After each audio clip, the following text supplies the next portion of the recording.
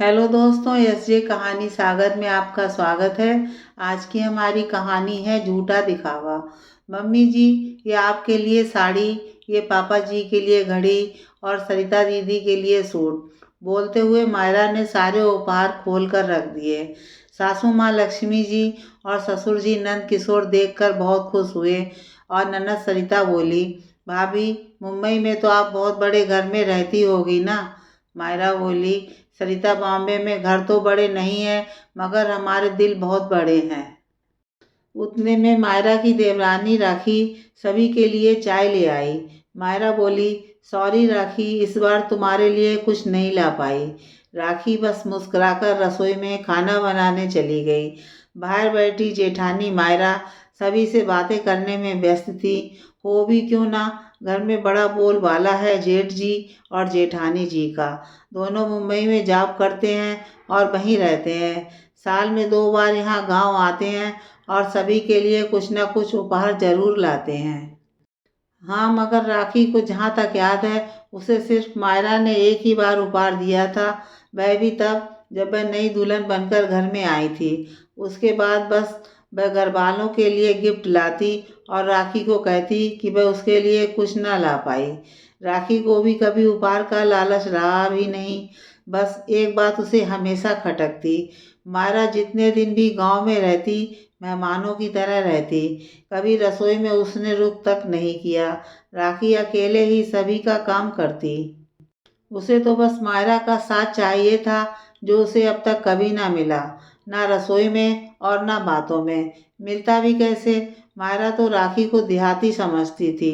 वह पढ़ी लिखी शहर वाली लड़की गांव की देहाती लड़की से क्यों बात करना पसंद करेगी। मायरा और जेठ जी समीर आज वापस जा रहे थे।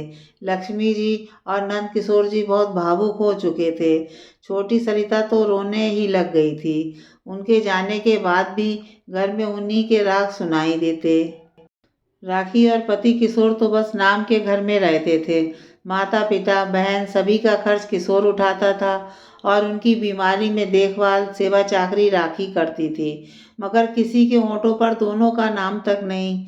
अब के जब लक्ष्मी जी मायरा की बड़ाई करते हुए बोली, ये शहर वाली बहू सच में बड़े दिल की होती हैं।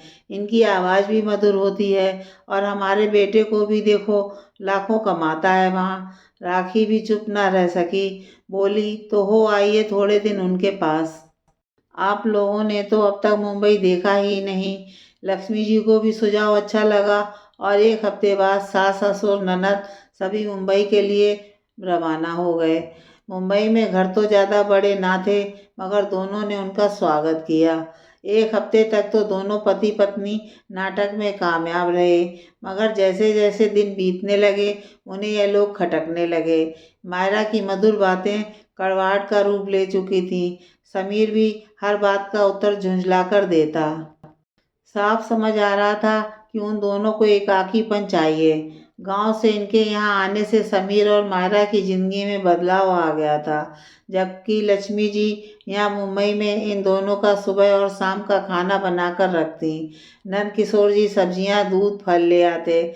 सरिता कपड़े समेटना कपड़े सुखाना इत्यादि काम कर लेती। जबकि वहाँ गांव में सारा काम राखी अकेले किया करती थी। किशोर भी कभी इन्हें एक काम न करने देता। उलट यहाँ समीर और मायरा के सारे काम करने के बाद भी वे दोनों इनसे छुटकारा चाहते थे। कुछ दिन बाद लक्ष्मी जी, नंद किशोर जी और सरिता गांव की ओर लौट चले। राखी और किशोर ने उनके आते ही उनके पैर पड़े। राखी ने उत्सुकता पूर्वक पूछा, माँ जी, कैसा है जेठानी जी का घर? कैसा लगा आपको वहाँ? लक्ष्मी जी बोली, बेटा, दूर के डोल सुहावने लगते हैं, जब पास जाकर देखो तब हकीकत सामने आती है। आज तक हम लोग जिनकी बड़ाई के गुणगान गाते थे, उनके पास थोड़े दिन रहने क्या चले गए, वे लोग हमसे तंग आ गए। इसलिए अब कभी दूर से देखकर किसी की तारीफों के पुल ना बांधेंगे। राखी समझ गई और वह कुछ ना बोली।